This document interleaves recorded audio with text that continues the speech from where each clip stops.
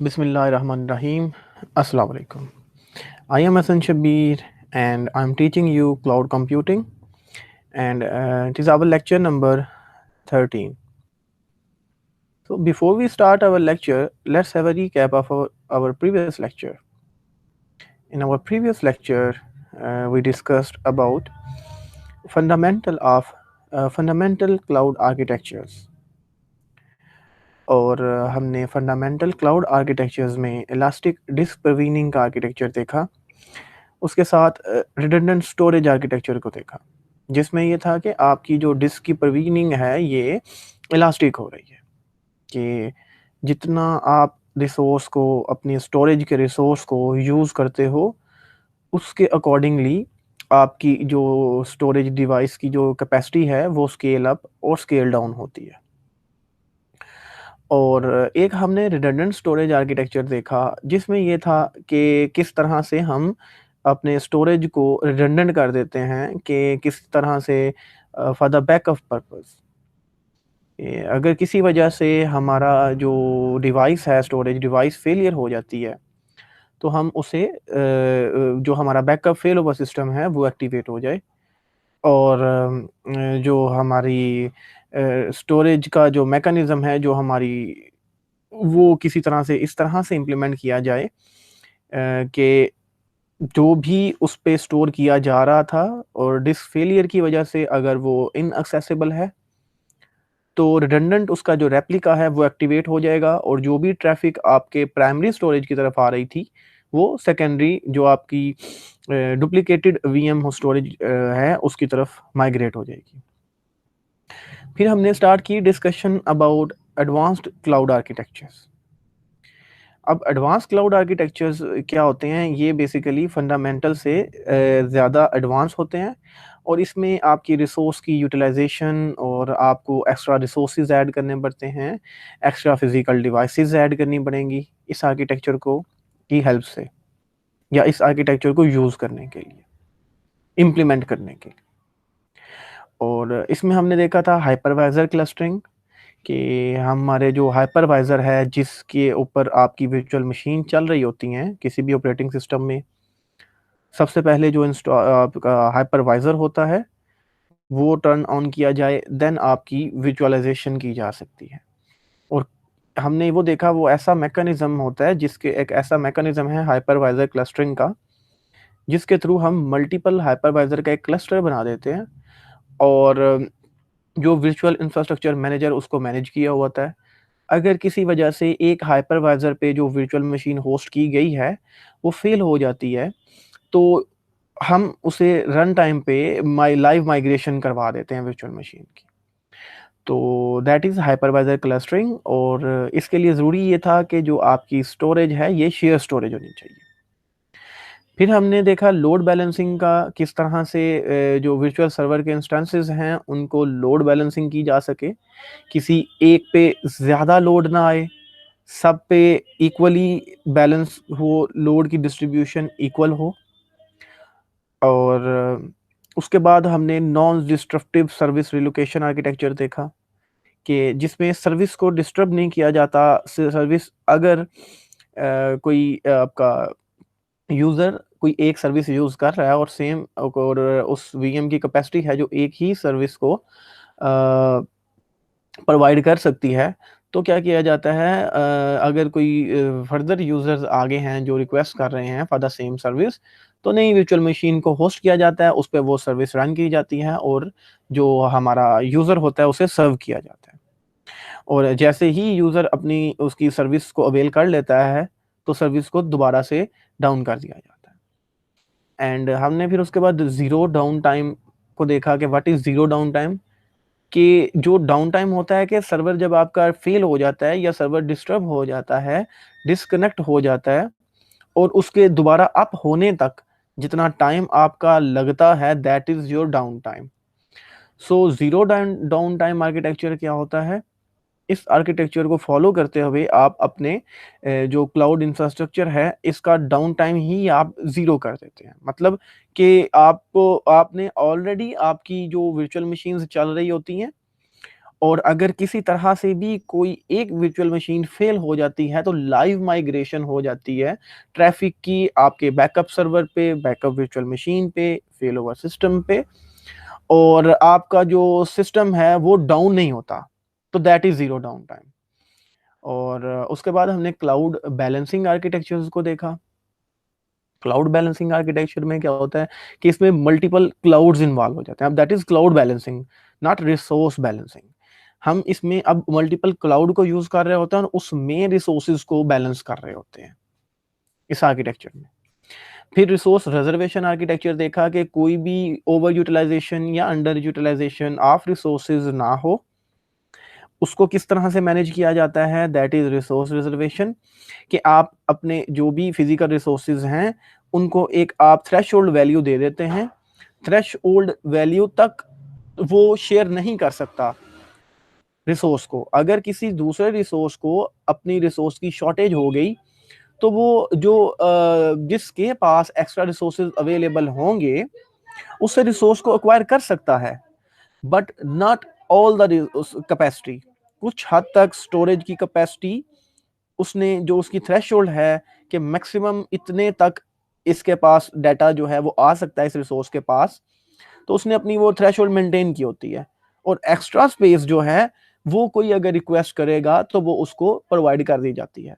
तो ये जो थ्रेशोल्ड तक की स्पेस को रिजर्व किया जा रहा है, that is resource reservation basically. तो अगर किसी वजह से इनिशियली अगर उस रिसोर्स के पास कम रिसोर्सेज हैं बट ट्रैफिक का यूजेज ज़्यादा हो गया या एकदम से ऐसी ट्रैफिक आ गई जिसने आप उस रिसोर्स को ओवर यूटिलाइज करना शुरू कर दिया, तो जो उसकी कैपेसिटी थी, जो उसकी थ्रेशोल्ड वैल्यू थी, उस तक तो उसके पास अब स्पेस अवेलेबल है। क्यों? क्योंकि जिसने पहले रिक्वेस्ट की थी, जिसके पास रिसोर्स की शॉर्टेज थी रिसोर्स के पास, तो उसने रिसोर्स वन ने जिसको शॉर्टेज थी उसको इतने रिसोर्सेज दे दिए जितने उसके पास एक्स्ट्रा थे, अपनी थ्रेशोल्ड वैल्यू से ज्यादा वाले, not below the threshold value. Okay. और डायनामिक फेलियर को हमने देखा कि ये होता है कि आप रन टाइम पे अगर आपकी फेलियर की अकरेंस होती है उसको आप डिटेक्ट करते हैं और देन उसका रिकवरी का मैकेनिज्म को इनिशिएट कर दिया जाता है। तो that is basically dynamic failure detection and recovery architecture.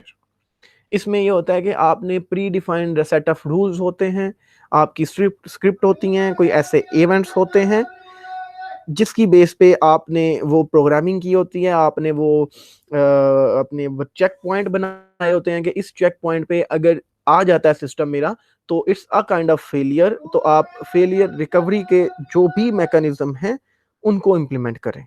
So that is basically dynamic failure detection and recovery architecture. And so what's our today's agenda. आज के लेक्चर का बेसिक मोटिव ये है कि हम अपने जो एडवांस्ड क्लाउड आर्किटेक्चर्स हैं इन्हीं को कंटिन्यू करेंगे, जिसमें हम देखेंगे बेयर मेटल परवीनिंग आर्किटेक्चर, जिसमें बेसिकली फिजिकल सर्वर को ही हम परवीन कर देते हैं, एलोकेट कर देते हैं रेदर देन वर्चुअल मशीन्स। आप यूजर को अपना सर्वर ही दे देते। उसके बाद हम देखेंगे रैपिड परवीनिंग आर्किटेक्चर कि किस तरह से ये जो परवीनिंग का मैकेनिज्म है ये रैपिड हो सकता है कि यूज़र को वेट ना ज़्यादा करना पड़े, उसकी जो उसको रिक्वायर्ड उसके रिसोर्सेज हैं उसको जल्दी से वो मिल जाएं, उसका डिले टाइम बहुत कम हो। फिर जो स्टोरेज है इसमें जो वर्कलोड होता है उसको मैनेजमेंट किस तरह से किया जाता है, उसके लिए कौन सा आर्किटेक्चर है, that is storage workload management architecture.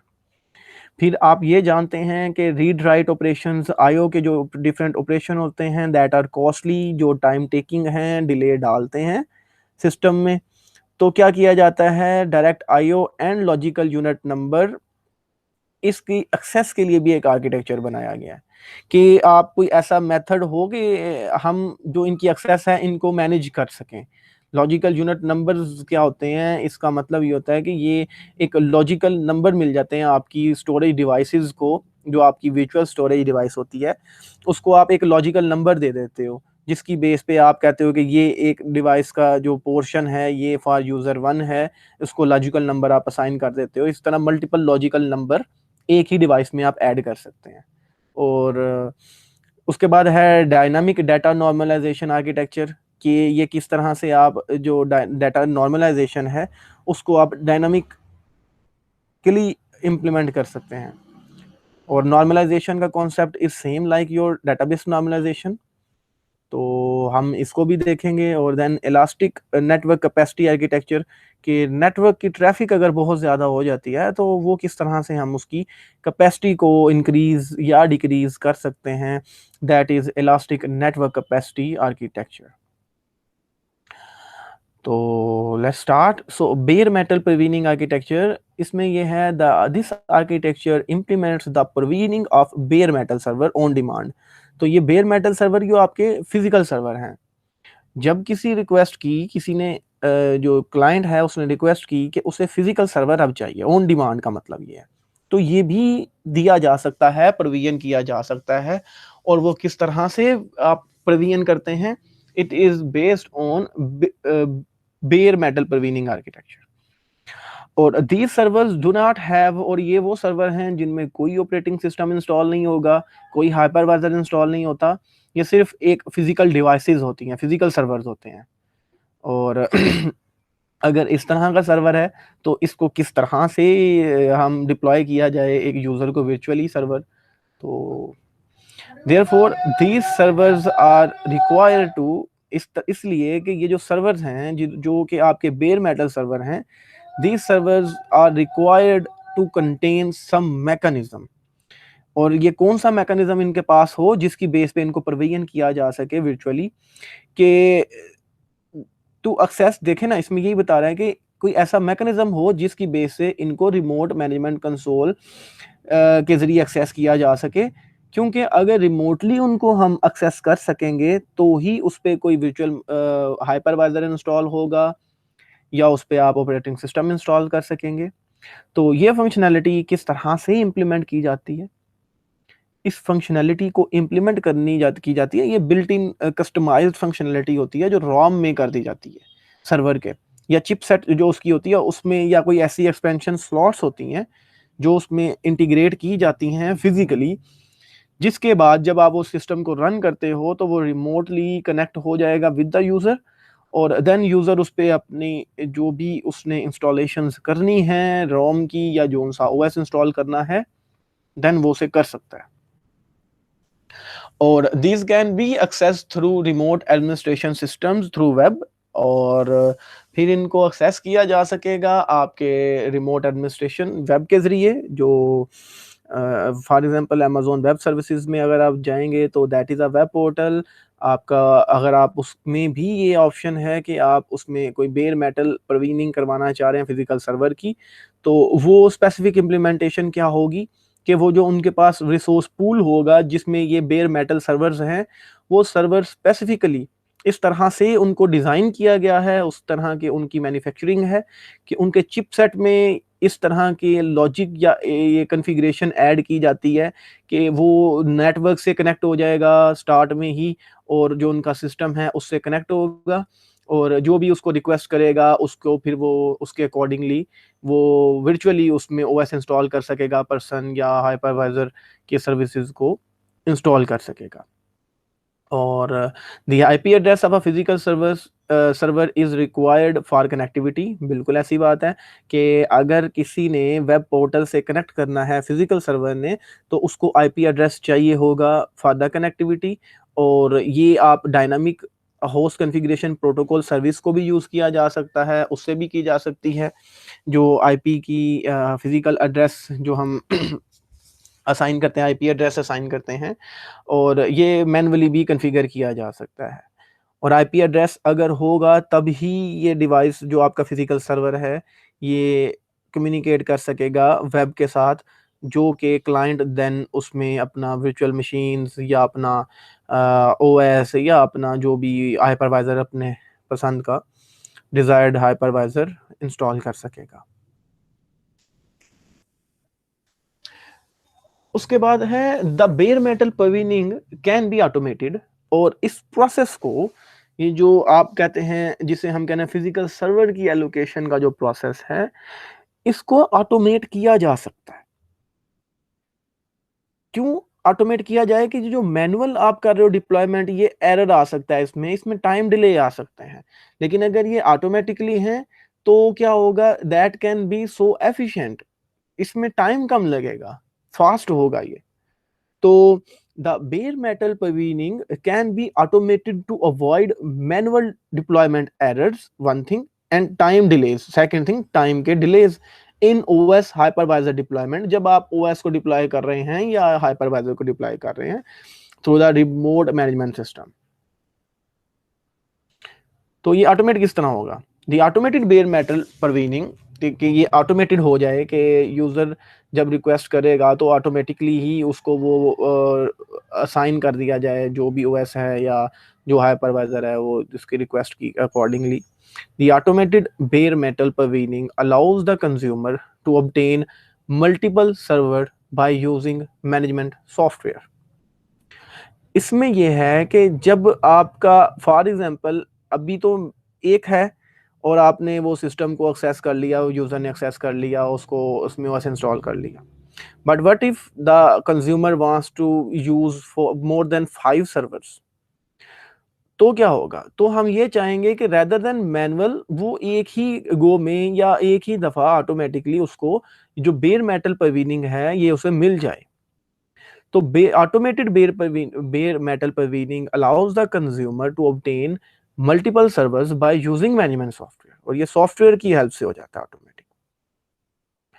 And the automated bare metal provisioning is centrally controlled. इसका मतलब ये है कि जो आपका ये बेयर मेटल पवीनिंग का ऑटोमेटेड सॉफ्टवेयर है ये सेंट्रली कंट्रोल्ड किया जाता है, और जो सॉफ्टवेयर जिसे कंट्रोल कर रहे होते हैं ये किसके साथ कनेक्ट किया जाएगा, ये सर्वर मैनेजमेंट सॉफ्टवेयर के साथ कनेक्ट किया जाएगा, जिसकी वजह से या जिसकी हेल्प से आप ओएस की इंस्टॉलेशन कर सकेंगे। कि अगर इसे मैं सम अप करूं तो ये है कि बेयर मेटल जब आप इस आर्किटेक्चर को यूज करना चाहेंगे, और हमारा मेन मोटिव ये है कि user on demand via web portal आपके जो फिजिकल सर्वर है उसे एक्सेस कर सके, उसमें अपनी मर्जी का ओएस इंस्टॉल कर सके। तो क्या होगा, इसको ऑटोमेटेड किया जाता है। ऑटोमेटेड करने के लिए कौन सा कंट्रोलिंग सॉफ्टवेयर इसमें इंस्टॉल किया जाता है, जब ये कंट्रोलिंग सॉफ्टवेयर इंस्टॉल कर दो, that is a centralised software के जो ओवरऑल आपकी हर जिसके पास आपके हर फिजिकल सर्वर की डिटेल्स हैं, और उसको पता है कि ये सर्वर है, ये मेरी जो डिक्शनरी है इसमें ये सर्वर्स अवेलेबल हैं, और वो जो सेंट्रल कंट्रोल है उसको एक्सेस किया जाएगा या उसको कनेक्ट किया जाएगा आपके सर्वर मैनेजमेंट सॉफ्टवेयर के साथ, और जब वो मैनेजमेंट सॉफ्टवेयर के साथ एक्सेस होगा देन उसमें ओएस की इंस्टॉलेशन या जो भी with the help of controlling software कर दी जाएगी। और इसको बनाने के लिए बेयर परवीनिंग आर्किटेक्चर को बनाने के लिए we have to follow some steps.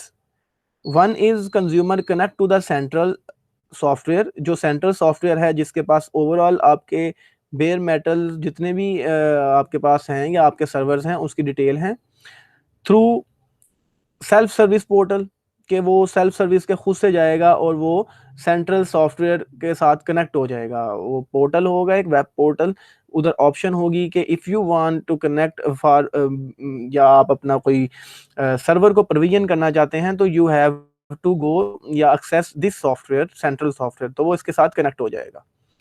फिर उसके पास जितने भी अवेलेबल सर्वर उसके डिक्शनरी में हैं, जो आपके मैंने आपको बताया कि उसके पास जो सेंट्रल स्टोर है, जिसे मैंने अभी सेंट्रल कंट्रोल्ड कंट्रोलिंग यूनिट कहा था या सेंट्रल कंट्रोलिंग सॉफ्टवेयर कहा था, उसमें जो भी डिटेल्स हैं, जो भी सर्वर लिस्ट ऑफ सर्वर्स है वो उसे दिखा दी जाएगी। कंज्यूमर अपनी पसंद का सर्वर चूज करेगा, उसमें से ओएस पसंद करेगा कि ये सर्वर है जिसकी स्पेसिफिकेशन उसकी रिक्वायरमेंट के अकॉर्डिंग है, उसने उस रिक्वायरमेंट का सर्वर चूज किया, देन उसने ओएस इंस्टॉल किया, और वन क्लिक पे उसको वो सर्वर और उसके अंदर ओएस ऑन परवीनियन ऑन रिक्वेस्ट उसको ऑन डिमांड उसको परवीनियन कर दिया जाएगा। और द रिसोर्स मैनेजमेंट सिस्टम जो है, रिसोर्स की मैनेजमेंट के लिए जो यूज हो रहा है सिस्टम, जिसको हम पहले पढ़ चुके हैं, रिसोर्सेज मैनेजमेंट सिस्टम को सारा इसका आर्किटेक्चर भी देखा है हमने, is use to install the required chosen resources. फिर रिसोर्स मैनेजमेंट सिस्टम देखेगा कि जो हमारा कंज्यूमर है जिसने ये रिसोर्सेज को सिलेक्ट किया है, उसके अकॉर्डिंग रिसोर्स पूल में से वो रिसोर्सेज को लेगा और वो उसको इंस्टॉल कर देगा, और then consumer can just start its provision server, जो उसने अपनी खुद से कॉन्फ़िगर किया, खुद से उसको असाइन कर दिया, वो उसे यूज कर सकेगा। अब इसके बाद नया जो है आर्किटेक्चर दूसरा है, that is rapid provisioning architecture. अब वर्ड है रैपिड, मीन फास्ट, परवीनिंग जो परवीन किया जाता है, एलोकेशन ऑफ, जिसमें आप, अब इसका मतलब ये है कि आप आईटी रिसोर्सेज की रैपिड एंड ऑटोमेटिक परवीनिंग कर रहे हैं। और ये किस तरह से होती है? The rapid provisioning cloud IT resources can be automated to save time. जैसे अगर तो आप कंज्यूमर को रैपिड परवीनिंग का मतलब ये है कि कंज्यूमर खुद से मैन्युअली एक सिस्टम सेलेक्ट करो, उसमें अपनी ओएस इंस्टॉल का ऑप्शन सेलेक्ट करें, देन उसके बाद फिर वो उसमें जो हाइपरवाइजर करना है वो फिर सेम, अगर उसके पास दूसरा ओएस है इसी तरह से वो बार बार उसको सिलेक्ट कर रहा है, तो प्रवीनिंग तो मिल रही है but it is not rapid. अगर उसने 50 वर्चुअल मशीन होस्ट करनी है तो उसको ये 50 टाइम स्टेप को रिपीट करना पड़ेगा। तो इस आर्किटेक्चर का क्या फायदा होता है? ये यानी कि इसमें ये है कि ये जो ये जो किया जा रहा है एलोकेशन या प्रवीनिंग की जा रही है रिसोर्सेज की, इसको ऑटोमेटेड कर दिया जाता है। अगर ऑटोमेट हो जाएगा तो ये सेव टाइम भी करेगा, रिड्यूस भी हो जाएंगे ह्यूमन रिलेटेड एरर्स के, पॉसिबिलिटी है कि बार बार जो काम किया जा रहा है तो यूजर उसमें कोई ऐसी कॉन्फ़िगरेशंस जो हैं वो किसी दूसरे में करना, चेक करना उसको छोड़ दे या मतलब स्किप कर दे, तो एरर के चांसेस होते हैं जिसकी बेस पे जो यूजर के काम करने की कैपेसिटी है वो भी इंक्रीज हो जाती है ह्यूमन के पॉइंट ऑफ व्यू से। For example, a consumer can initiate the automated provisioning for 50 VM simultaneously. और इसका फायदा क्या होगा कि अगर आप ऑटोमेटेड परवीनिंग को यूज कर रहे हो तो आपने अपना टाइम भी बचाया, कि अब वो 50 की 50 वीएम्स को मैन्युअली नहीं करना पड़ेगा या एक एक को नहीं सिलेक्ट करना पड़ेगा। कंज्यूमर हैज टू सिलेक्ट दस 50 वीएम, सिलेक्ट ओएस जो उसने इंस्टॉल करना है, हाइपरवाइजर जो उसने इंस्टॉल करना है, and just click on it और उसको वो प्रोविजन मिल जाएगी।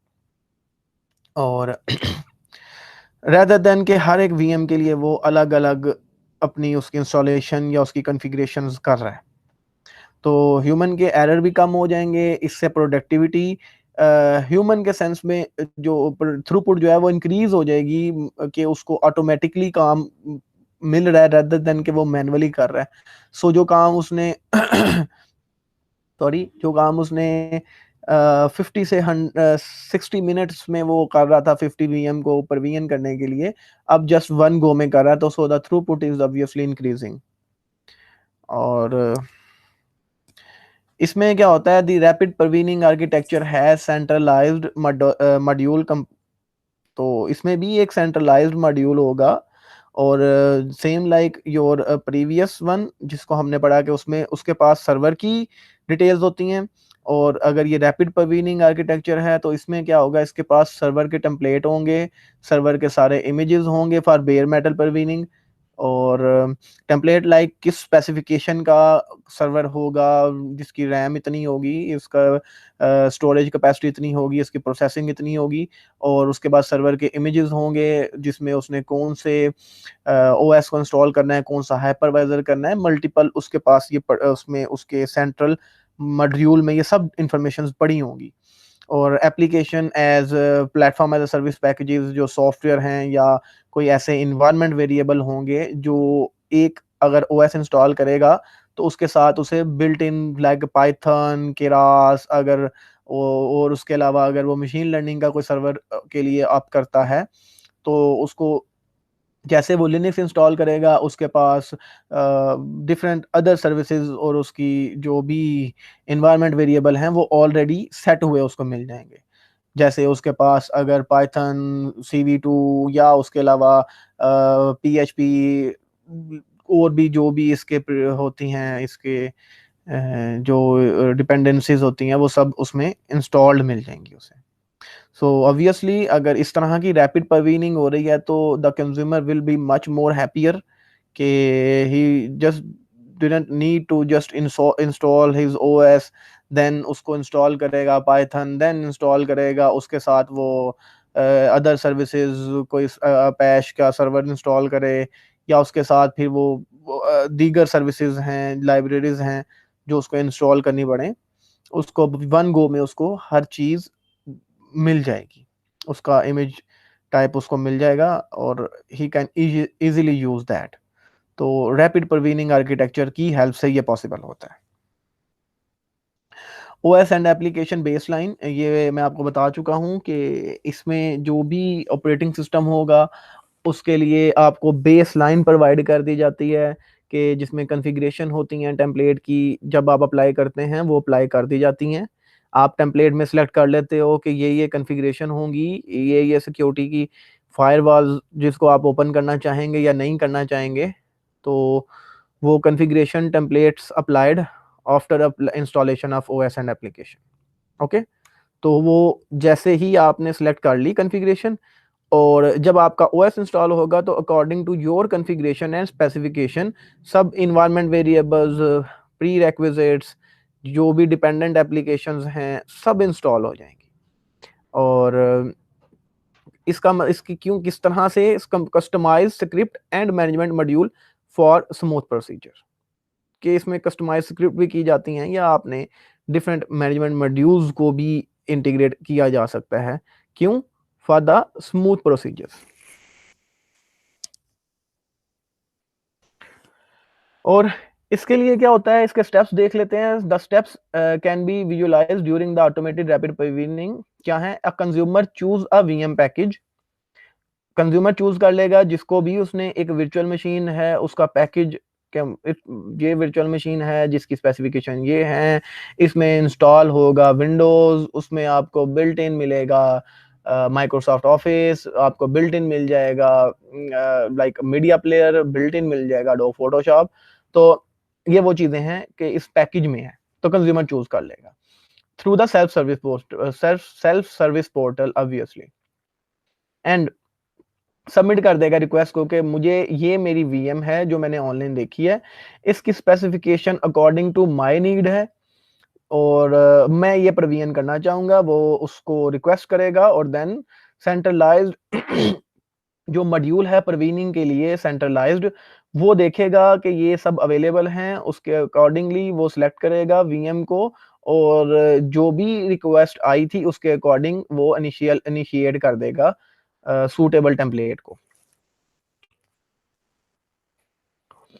और जैसे ही ये उसको इनिशिएशन कर देगा टेम्पलेट की तो उसको ऑटोमेटिकली वीएम जो है बाद में आफ्टर सम टाइम उसको वो रेडी टू यूज वीएम मिल जाएगी कि जस्ट अब वो उसे ओपन करेगा, उसको लॉगिन करेगा वीएम में और उसके पास ओवरऑल सब सॉफ्टवेयर, सब डिपेंडेंसीज, उसके पसंदीदा ओएस हाइपरवाइजर इंस्टॉल्ड मिलेगा उसे, राइट? तो that is basically rapid provisioning architecture. इसके बाद है स्टोरेज वर्कलोड आर्किटेक्चर। अब ये है वर्कलोड मैनेजमेंट के लिहाज से कि आपने जो स्टोरेज का वर्कलोड है उसको मैनेजमेंट किस तरह से की जाए। अब स्टोरेज के लिए जो आप कोई भी डिवाइस देखते हैं, जैसे हम अगर हमारी स्टोरेज है that is hard drive, SSD भी हो सकती है, ये हार्ड डिस्क ड्राइव भी हो सकती है। तो क्या होता है उसमें कुछ लॉजिकल ड्राइव्स बनी होती हैं लाइक सी डी ई, इन्हें हम कहते हैं ये हमारे लॉजिकल ड्राइव हैं। लॉजिकल ड्राइव सी जिसे हम कहते हैं, ये डी ई, इनफैक्ट आप उसके अकॉर्डिंगली अपनी डिस्ट्रीब्यूशन कर देते हैं, अपनी टोटल स्पेस की लॉजिकली आप उसकी डिस्ट्रीब्यूशन करते हैं। फिजिकली तो वो टोटल एक ही स्टोरेज होती है बट लॉजिकली आप उसे नंबरिंग कर देते हो जिसे आप पार्टीशन कहते हैं। और ये क्या है, इसमें इसको पढ़ते हैं a logical unit number is a logical drive, basically logical drive that represent a partition of physical drive. कि ये क्या होता है कि इसमें आप लॉजिकल यूनिट नंबर असाइन कर देते हैं। अगर ये वर्चुअलाइज्ड इन्वायरमेंट है, cloud is basically a virtualized environment, तो जब आप एक वर्चुअल मशीन बनाते हैं तो वो उसके साथ एक लॉजिकल यूनिट असाइन हो जाता है, उसका एक ड्राइव नंबर जिस पे वो बनती है। फॉर एग्जाम्पल अगर आप अपने सिस्टम में एक बनाएंगे वर्चुअल मशीन, तो आपको देखोगे उसके लिए लॉजिकली एक ड्राइव बनी होगी, कि आपको वो इस तरह के आपको मिलेगा कि वो आप समझोगे कि दैट इज अ ड्राइव जो कि वर्चुअल मशीन के रिकॉर्डिंग रिलेट करें, तो उसकी लॉजिकल ड्राइव है वो। और the storage workload management architecture क्या करता है, ये इंश्योर करता है the even distribution of logical unit number across the cloud storage devices. और इसमें क्या है कि जो आपका स्टोरेज है, क्लाउड स्टोरेज, इसमें क्या होता है कि जब आपने एक वर्चुअल मशीन को बनाया, आप उसी स्टोरेज पे एक से ज्यादा भी वर्चुअल मशीन बना सकते हैं, और हर वर्चुअल मशीन के लिए आपके डिफरेंट लॉजिकल यूनिट होंगे, हर वर्चुअल मशीन का अपना लॉजिकल यूनिट होगा। तो किस तरह से इसको मैनेज किया जा रहा है, that is basically workload management architecture for logical drives. तो then the even distribution of logical unit number is done through the implementation of storage capacity system and storage monitoring module। कि आपने अब इस चीज को इम्प्लीमेंट करना है कि you have more than one physical devices जो कि वर्चुअली कनेक्टेड हैं, और हर डिवाइस पे आपके मल्टीपल लॉजिकल ड्राइव्स हैं।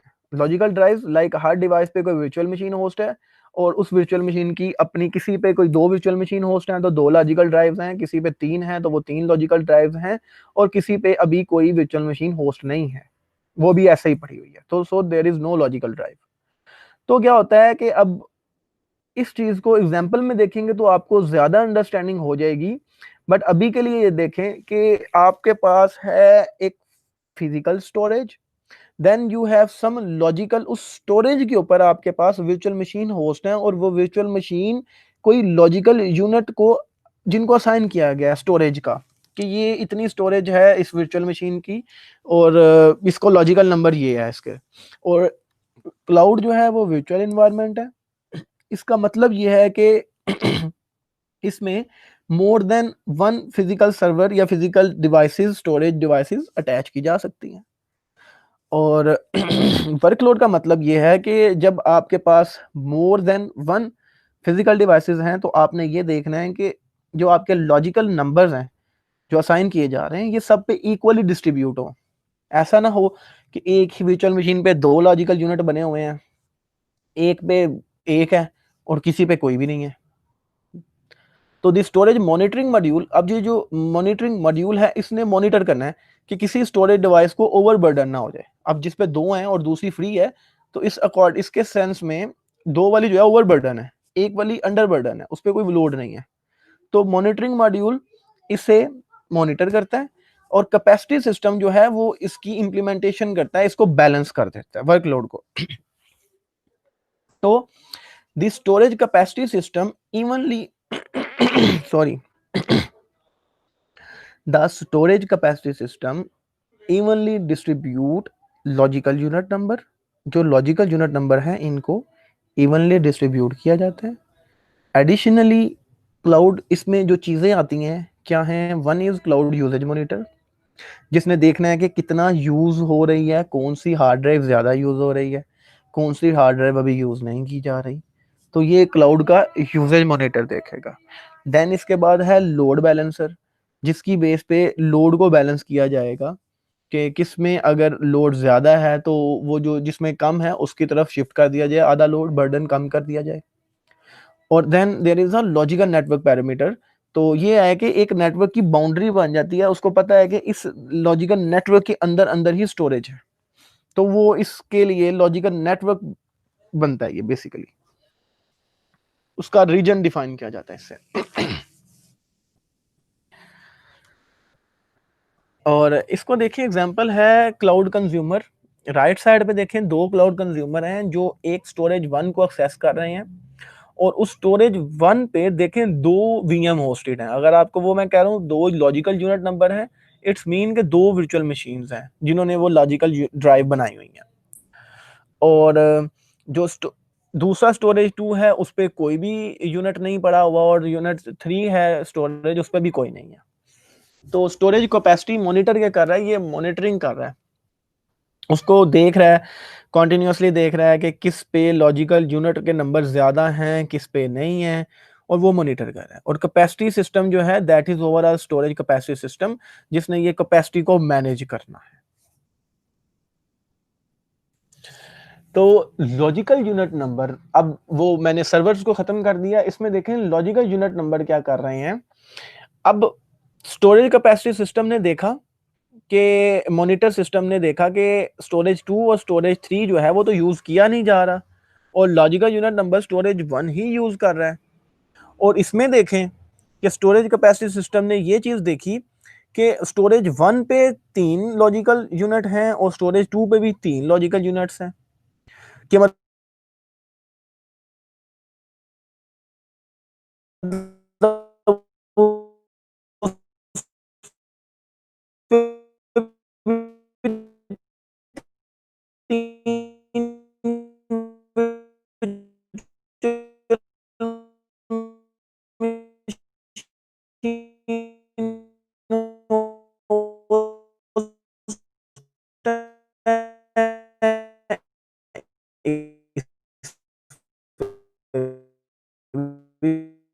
मॉनिटर करके बता देखें। अब मॉनिटरिंग सिस्टम ने क्या किया, जो स्टोरेज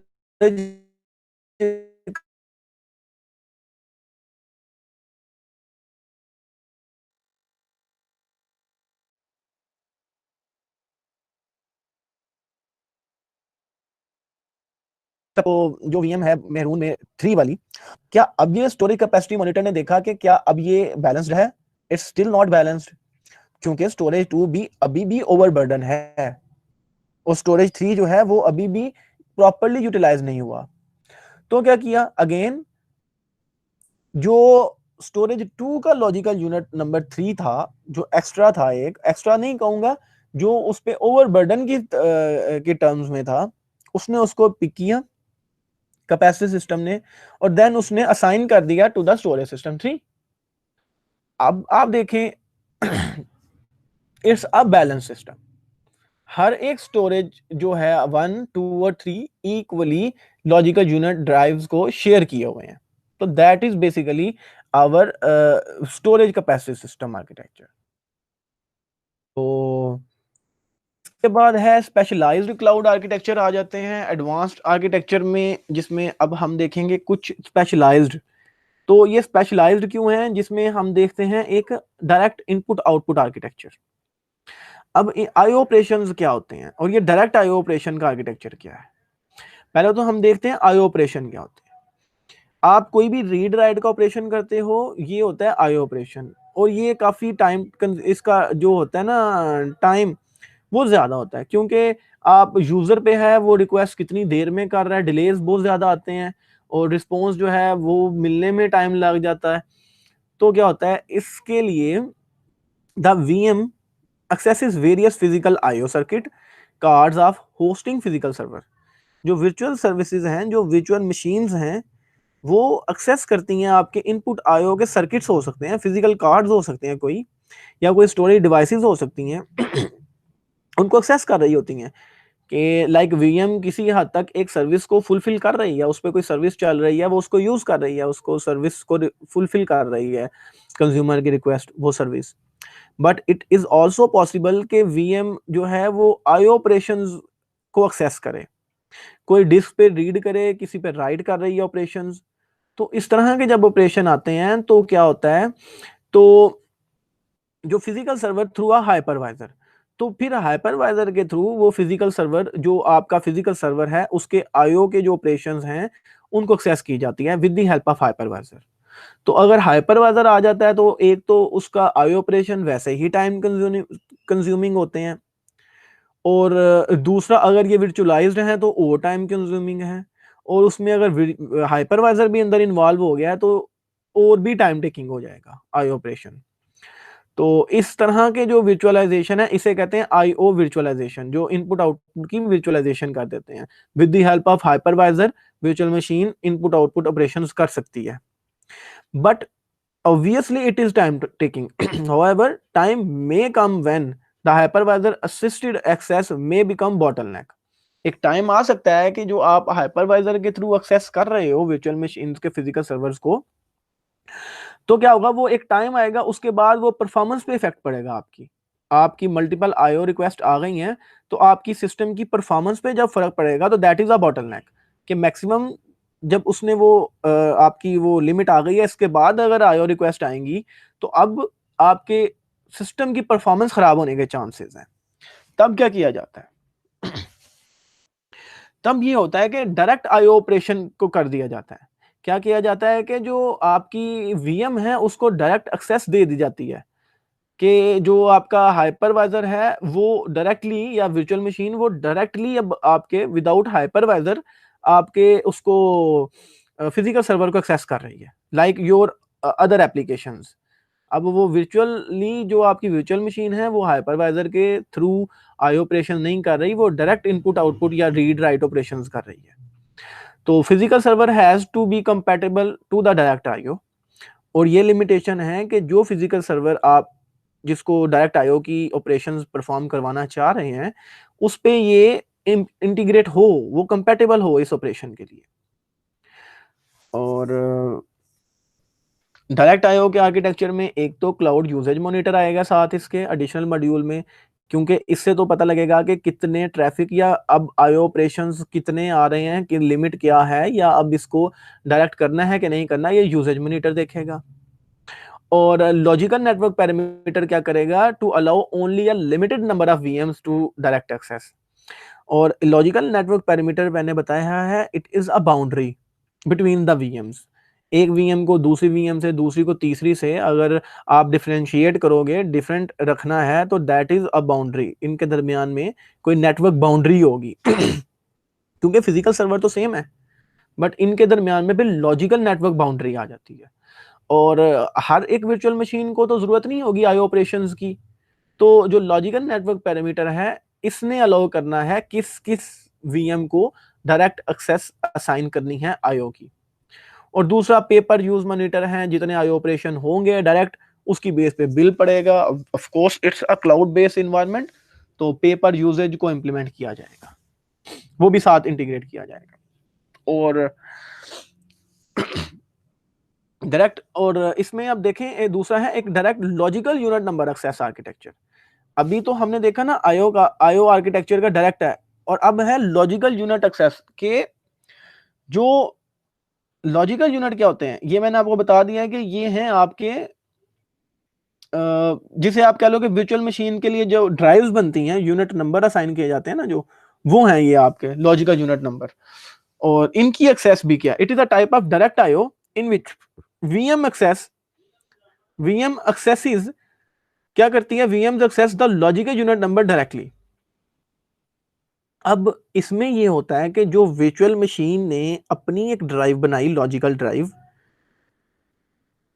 आप इसको ऐसे समझो कि जब आप वर्चुअल मशीन इंस्टॉल करते हो, आपने अपनी सी ड्राइव में जब की है, आपने वर्चुअली उसको ओरेकल का वर्चुअल बॉक्स यूज किया, तो आपने एक ड्राइव बना दी।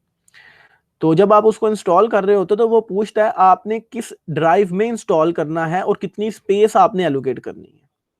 और जब आप उसको असाइन कर देते हो ना एक स्पेस, तो वो उतनी ड्राइव, लॉजिकल ड्राइव असाइन करके उसको कंसीडर करता है कि ये उसकी अपनी ड्राइव है, जिसके अंदर उसने अपने डाटा को स्टोर करना है। कोई अगर ओएस इंस्टॉल करना है, तो वो उस ड्राइव में करेगा जो लॉजिकली उस वीएम की ड्राइव है। और अगर मैं आपको कह रहा हूं कि वर्चुअल मशीन फिजिकल जो आपके आई ऑपरेशन रीड राइट के आपकी हार्ड डिस्क को एक्सेस कर रही है, और अगर वर्चुअल मशीन ने अपनी ही एक ड्राइव बनाई है, दैट इज लॉजिकल ड्राइव, तो वो उसको एक्सेस करे, तो that is the logical unit number access. और अगर ये एक्सेस की जाए और ये भी उसको डायरेक्ट एक्सेस दे दी जाए, तो that is basically logical unit number की एक्सेस डायरेक्टली उसको दी जाती है, direct IO logical unit access में। हाइपरवाइजर इसमें नहीं इन्वॉल्व होगा। The VM can only begin direct access to the block level storage as well. और इसमें ये भी है कि अगर आपकी ब्लॉक स्टोरेज है, तो वो वीएम डायरेक्ट भी ब्लॉक लेवल स्टोरेज को भी डायरेक्ट एक्सेस दे सकते हैं आप। और ये देखें इसमें हमारे पास VMs हैं, जो ये VM1 और VM2 है, जो डिफरेंट। सबसे नीचे देखें आपकी क्लाउड स्टोरेज है, जो क्लाउड स्टोरेज के ऊपर दो लॉजिकल यूनिट नंबर हैं, ये उसके दो, या लेट्स सपोज ये C है, ये D ड्राइव है उसकी। इसके बाद हाइपरवाइजर है, हाइपरवाइजर के ऊपर वर्चुअल मशीन चल रही है। जो VM इंस्टॉल की है, इस VM ने ये लॉजिकल यूनिट ड्राइव नंबर बना लिया, और ये ड्राइव जो है ये इस क्लाउड स्टोरेज डिवाइस के ऊपर है, that is a physical device. ठीक है, सेम VM2 है। जब कोई IO रिक्वेस्ट करेगी VM, तो वो थ्रू हाइपरवाइजर लॉजिकल यूनिट पे जाएगी, और लॉजिकल यूनिट से इस पे आएगी। एक तो तरीका ये होता है, आप हाइपरवाइजर को जब ये हम एक तरीका ये है कि आप हाइपरवाइजर के जरिए डायरेक्ट आप इसको एक्सेस कर रहे हैं, अपनी स्टोरेज को। VM डायरेक्ट क्लाउड स्टोरेज को एक्सेस कर रही है। तो इसमें क्या होता है ये देखें, इसमें जो मैं, it is a type of, इसको दोबारा पढ़ रहा हूं, it is a type of direct IO in which VM accesses the logical number directly. VM can only given direct access to the block storage as well. पहले तो VM जो है वो एक्सेस कर रही है आपके ब्लॉक को, देखें। और दूसरा, ये आपकी जो स्टोरेज है इसको डायरेक्टली VM अब एक्सेस कर रही है।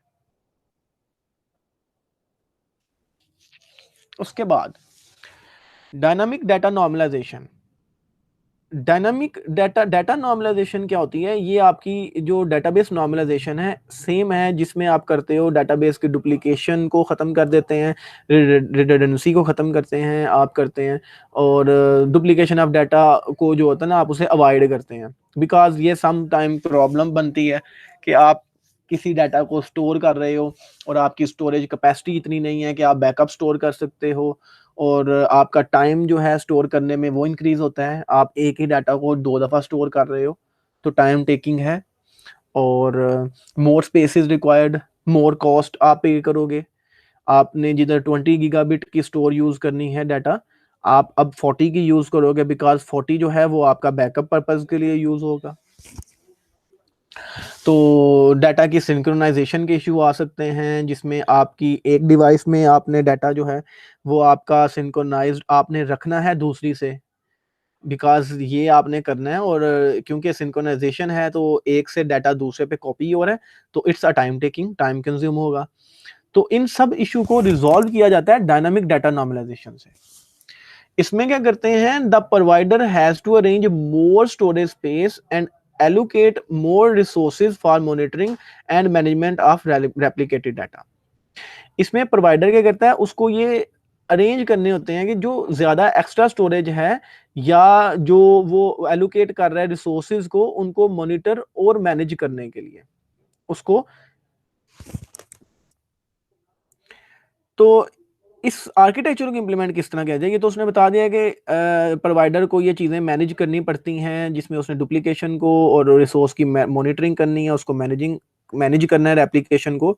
तो ये काम किस तरह से किया जाए, जो हमने कहा है कि स्टोरेज की डुप्लीकेशन भी है, उसको भी हमने किस तरह मैनेज करना है, और उसको सिंक्रोनाइज भी रखना है हमने। तो dynamic data normalization architecture implements the data deduplication के, डाटा का एक डुप्लीकेशन का ये इनवर्स है, डुप्लीकेशन को खत्म करना, कि अगर डाटा की डुप्लीकेशन है तो उसको खत्म किया जाए by preventing consumer to store duplicated data. एक चीज तो ये आ गई कि इसमें आप डाटा को डुप्लीकेट नहीं करने देते, आप स्टोरेज कंज्यूमर को रोक देते हो, प्रिवेंट कर देते हो कि वो डाटा को डुप्लीकेट या रेप्लिकेट ना करे। और can be apply to block storage and file based system, दोनों तरफ ही अप्लाई किया जाता है। और इसमें क्या होता है, आप किस तरह वो रोकते हो? सबसे पहले तो आपने देखना है कि आपने एनालाइज करना है कि जो डाटा आपको रिसीव हुआ है, और data the receive data before the sending, आपने जो डाटा आपके सिस्टम को रिसीव होगा, आपने स्टोरेज में भेजने से पहले उसको चेक करना है कि क्या ऑलरेडी ये डाटा एग्जिस्ट तो नहीं कर रहा, क्या आप उसको डुप्लीकेट तो दोबारा से किसी और जगह पे तो नहीं कर रहे। Each data block is analyzed and a hash code is generated according to the content.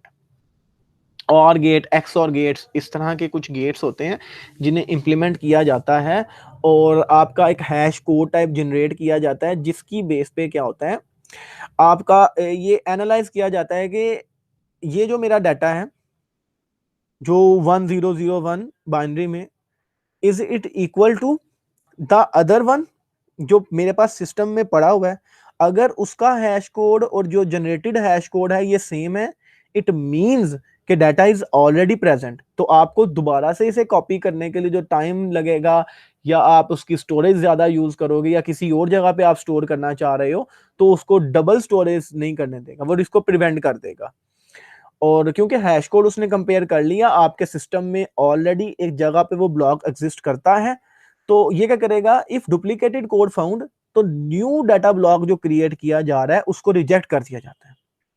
और क्या किया जाता है, उसको पॉइंट कर दिया जाता है उस तरफ। आप नया नहीं बनाओगे, आप उसे यूजर को उस तरफ पॉइंट कर दोगे जिस तरफ पहले से ही एग्जिस्टिंग आपका डाटा पड़ा हुआ है। ये इसका मेन कॉन्सेप्ट है। द न्यू ब्लॉक जो है, इसकी बेस पे अगर जो नया ब्लॉक है इसको सेव कर दिया जाता है, और this can be applied to backup storage devices as well. ये बैकअप की स्टोरेज डिवाइसेस वाला जो मैकेनिज्म है, उसमें भी इसी तरह से ये हैश कोड की बेस पे आप कर रहे होते हैं इम्प्लीमेंटेशन, के जो भी आप डाटा स्टोर करते हो उसका हैश कोड जनरेट हो जाता है, और जो डाटा आ रहा होता है उसका भी हैश कोड होता है। तो जो अब इनकमिंग डाटा होता है उसका हैश कोड कंपेयर किया जाता है आपके पहले से पड़े डाटा से, के हैश कोड से, और अगर वो मैच करते हैं तो जो इनकमिंग डाटा है उसको स्टोर नहीं किया जाता, यूजर की रिक्वेस्ट को जस्ट पॉइंट कर दिया जाता है कि आपका डाटा, उससे ऐसा लगता है कि उसका डाटा स्टोर हो चुका है, बट वो डुप्लीकेशन नहीं हो रही होती, वो एक्चुअल में ही वन डाटा की कॉपी स्टोर होती है। और सेम बैकअप सिस्टम में भी इसी तरह से इंप्लीमेंटेशन की जाती है। और अब है इलास्टिक नेटवर्क कैपेसिटी आर्किटेक्चर। और इसमें ये होता है कि जो नेटवर्क की कैपेसिटी है, बेसिकली नेटवर्क कैपेसिटी क्या होती है कि नेटवर्क की कितनी सलाहियत है, कितना हद तक डाटा आपका नेटवर्क ट्रैफिक को मैनेज कर सकता है, कितनी बैंडविड्थ की उसकी लिमिट है। तो इस आर्किटेक्चर की हेल्प से क्या होता है, network bandwidth limit may be inhibit the performance and may become a bottleneck. Again ये होता है कि जो नेटवर्क की बैंडविड्थ है, वो एक टाइम आता है कि वो बॉटलनेक बन जाती है, यूजर इतनी ज्यादा रिक्वेस्ट आ जाती हैं कि आपकी बैंडविड्थ लिमिट एक्सीड कर जाती है। तो जब वो आएगी, बैंडविड्थ लिमिट आ गई, तो सिस्टम आपका डाउन हो जाएगा। अब जितने रिक्वेस्ट आ रही हैं कंज्यूमर की, उनको लगेगा कि सिस्टम इज डाउन, परफॉर्मेंस आपकी खराब हो गई। तो इलास्टिक नेटवर्क कैपेसिटी जो है, it is the software which implement a dynamic scalability of network bandwidth. ये क्या कहते हो, इसमें डायनामिक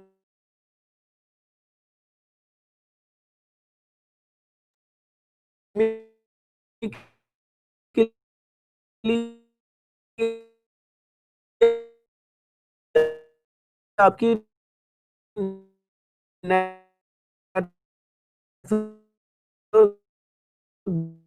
इसकी और सेपरेट नेटवर्क पोर्ट, और हर यूजर को एक सेपरेट नेटवर्क पोर्ट पे आप उसको कनेक्ट किया जाएगा। और उसके बाद ऑटोमेटेड स्केलिंग लिसनर होता है, जो एक लिसन कर रहा होता है कि इसकी कितनी स्केलिंग की ज़रूरत है कि नहीं, ट्रैफिक की क्या जो अभी कंडीशन है। और दूसरा इलास्टिक नेटवर्क कैपेसिटी कंट्रोलर, जो नेटवर्क की कैपेसिटी को कंट्रोल करता है, जिसने अगर तो वो स्केलिंग लिसनर ने देखा कि नेटवर्क की कैपेसिटी इस स्पेसिफिक पोर्ट पे ज़्यादा हो गई है इसकी लिमिट से, तो कैपेसिटी जो कंट्रोलर है वो क्या करेगा, वो कैपेसिटी कंट्रोलिंग मैकेनिज्म को एक्टिवेट करेगा। और रिसोर्स पूल नेटवर्क जो है ऑफ पोर्ट्स के, जिधर रिसोर्स पूल है नेटवर्क का, फिजिकल नेटवर्क का, पोर्ट्स का, वहां से एक और पोर्ट लेगा और उसको यूज करेगा इम्प्लीमेंटेशन के लिए कि अब मल्टीपल एक से ज्यादा पोर्ट यूज करो। एक पोर्ट पे अगर ट्रैफिक की स्ट्रेंथ या सिग्नल ट्रैफिक बहुत ज्यादा आ गई है, और आपके पास रिसोर्स पूल में एक पोर्ट अवेलेबल है, स्केलिंग लिसनर लिसन करेगा, network capacity controller resource pool से आपकी पोर्ट लेगा और उसको इंटीग्रेट कर देगा, स्केल अप कर देगा। The automated scaling listener monitor the traffic and indicate the elastic network capacity controller to enhance the bandwidth और the number of port when required. Okay. और when applied to virtual switches, और virtual switches क्या होते हैं, ये आपके switches ही होते हैं जिसपे मल्टीपल ज्यादा, एक से ज्यादा पोर्ट्स होती हैं, बट ये वर्चुअली हैं और virtual हैं तो इसका मतलब over the cloud है।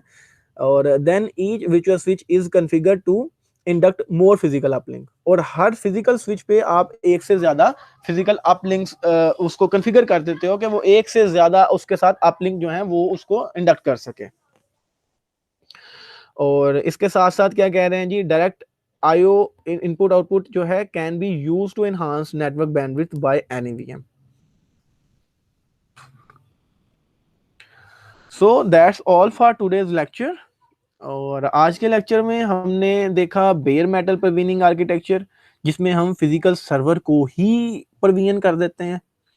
और इसकी प्रवीनिंग किस तरह से हो रही है, जिसमें एक हम चिपसेट होता है उसमें हम इम्प्लीमेंटेशन कर देते हैं इस चीज़ की कि उसमें कोई ऐसा ओएस इंस्टॉल नहीं होगा, कोई हाइपरवाइजर इंस्टॉल नहीं होगा, बट ये जो कॉन्फ़िगरेशन है या किस तरह से आपका जो सिस्टम है वो नेटवर्क से कनेक्ट होगा, आईपी एड्रेस वगैरह की सारी इम्प्लीमेंटेशन जो होती हैं डीएचसीपी कॉन्फ़िगरेशन के थ्रू अगर करनी है, वो सब वो चिपसेट में या किसी स्पेशल कोई उसके लिए कोई हार्डवेयर होता है जिसे सर्किट को इंटीग्रेट किया जाता है बोर्ड में, मदरबोर्ड में, तो वो user via using web portal अपना जो फिजिकल सर्वर है उसको प्रवीन कर सकता है, ले सकता है।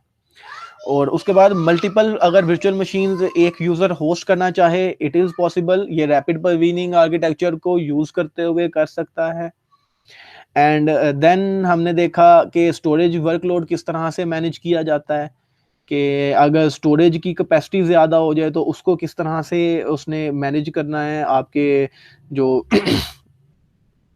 विजुअल आपकी जो है क्लाउड इंफ्रास्ट्रक्चर है उसमें आप किस तरह से अपने वर्कलोड को मैनेज करते हो, कि आपका वर्कलोड अगर किसी एक सिस्टम पे ज़्यादा है और एक सिस्टम पे यूटिलाइज हो ही नहीं रहा तो आप उसे इक्वली डिस्ट्रीब्यूट कर रहे हैं। देन हमने देखा direct input output operation and logical unit number access architecture, जिसके जरिए हम कहते हैं कि कुछ अगर वर्चुअल मशीन हैं जो इनपुट आउटपुट ऑपरेशन करना चाहती हैं तो हम उन्हें डायरेक्ट आईओ ऑपरेशन की फैसिलिटी दे देते हैं, वो with the help of hypervisor या विदाउट हाइपरवाइजर वो डायरेक्टली इनपुट आउटपुट ऑपरेशन कर सकती हैं। अगर लॉजिकल यूनिट नंबर हैं तो उनको भी वो डायरेक्ट एक्सेस कर सकते हैं, आईओ जो वीएम्स हैं। और देन हमने डेटाबेस नॉर्मलाइजेशन देखी, सॉरी डायनामिक डाटा नॉर्मलाइजेशन देखी। डायनामिक डाटा नॉर्मलाइजेशन में क्या हो रहा है, बेसिकली इसमें ये होता है कि आपके हैश कोड जनरेट किए जाते हैं डाटा के और एग्जिस्टिंग डाटा के साथ उसको मैच किया जाता है, इफ इट इज मतलब उसको found that it is same like existing data that is present. अगर उसका कोड और जो अपकमिंग का कोड और एग्जिस्टिंग का कोड मैच कर जाता है देन उसको स्टोर नहीं किया जाता, उसको पॉइंट कर दिया जाता है toward the existing one. Then elastic network capacity architecture देखा कि अगर बैंडविड्थ ज़्यादा हो जाती है तो किस तरह से एक पोर्ट से ज़्यादा पोर्ट को यूज़ किया जाता है, फिजिकल पोर्ट्स को, और उसके ज़रिए इसको नेटवर्क को मैनेज या जो कैपेसिटी है उसको कंट्रोल किया जा रहा है। सो that's all for today's lecture. इंशाल्लाह नेक्स्ट लेक्चर में मुलाकात होगी, तब तक के लिए अल्लाह हाफिज़, अपना ख्याल रखिएगा, शुक्रिया।